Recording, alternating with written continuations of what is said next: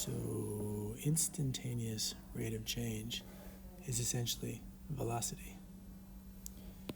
We're talking about the velocity of some function f.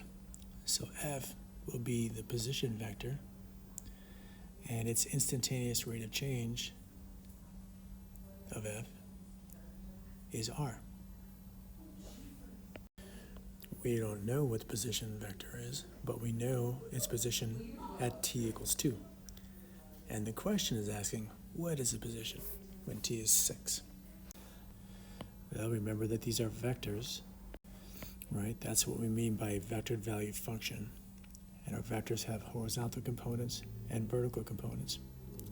So they're asking for the position vector when t is 6, and we know that that will be the position vector when t is 2 plus displacement. And this position vector at t equals 2 was given, and the displacement vector we can calculate by using our formula for displacement. Remember that displacement is rate times time.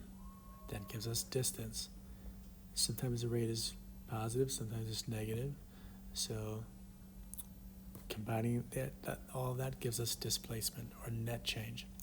So these components are our velocity components. So velocity times time is distance. So this is displacement, the definite integral of the rate of change dt. That's displacement horizontally. This is the displacement vertically. When we add the displacements to the original position vector, we'll have our position at vector when t is equal to 6. And definitely use your calculator for these. And we get these values, which we can just add to here and get our final answer. All right, and that is answer choice D.